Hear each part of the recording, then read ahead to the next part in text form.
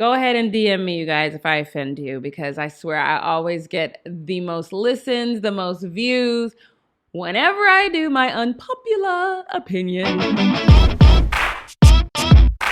I do want to go ahead and take just a few minutes and give a that a boy to DeSean Jackson. Now, if you guys don't know, DeSean Jackson, he is on one of my favorite podcasts with Matt Barnes, All the Smoke.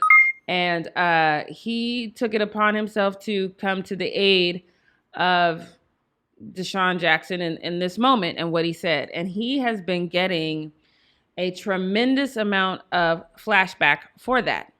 As you know, or maybe you don't know, DeSean Jackson has called George Floyd his twin. He said that George Floyd was a lifelong friend, that they were super close. It was like a brother to him. And he has been on the front lines of the protests and the social movement that has sparked from George Floyd. He has stood with the family, he has stood by the family, and he is rightfully demanding justice. And I think that having his face on that movement is very beneficial, and it's helped the family. I think it's helped kind of push things along, and it's keeping, he said he's going to make sure that this doesn't just go away. And I believe him, and he has shown that. And so I've heard several commentators, none which I feel like naming, they're saying that by DeSean Jackson standing up for DeSean Jackson, it takes away from all the good that he's doing with George Floyd.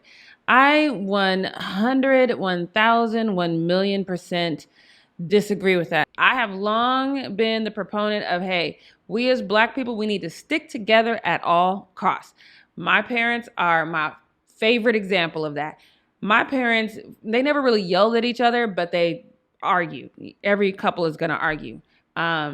But never in public. My mom could be dead wrong in public. My dad could be dead wrong in public. All you saw was a happily loving couple in public because we are a united front in public. I acted a complete fool one time when I lost a state tournament in bowling. Fun fact, I paid for college bowling, first year of college bowling. But I acted a complete fool one time when I lost a tournament bowling.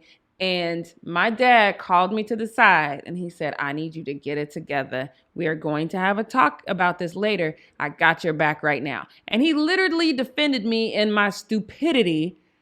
And I calmed down, because I didn't want to embarrass him. But when we got in the car, then he let me have it. But my dad always said, we are a family. We present as a family. We rock as a family. And that's definitely where I am. I'm definitely, team.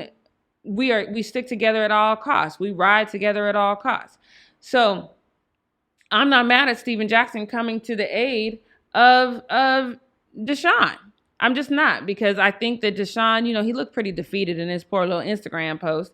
And people are calling for firing him, which is laughable because, like I said on Tuesday, y'all didn't fire Riley Cooper. So I'm not entertaining any parts of that. I don't know if really realizing your heritage and where you came from is anti-Semitic. It is in how you present it.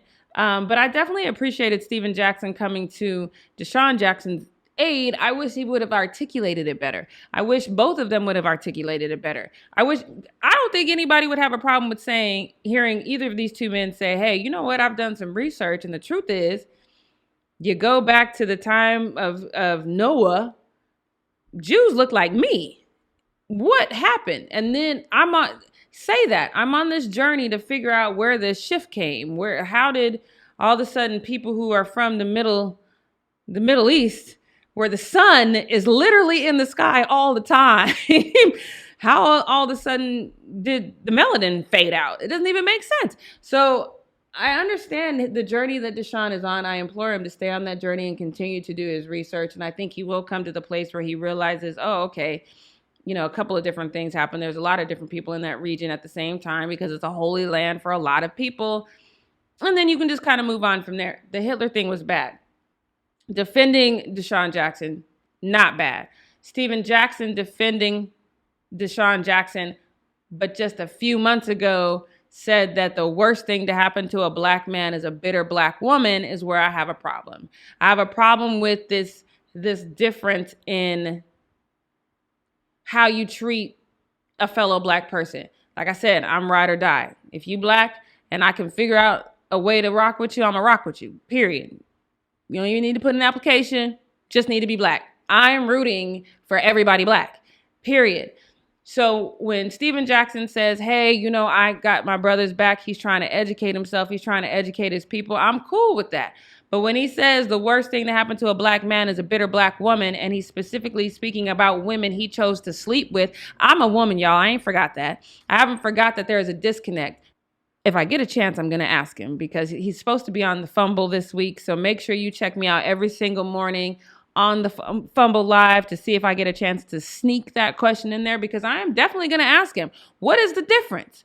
Why did you feel the need to come to this man's aid who said something that people found offensive, but you chose to call black women bitter when it was your choices that got you in that situation? This is a very exclusive situation. You did not have to take this broad brush and paint it over black women and say a bitter black woman will destroy you.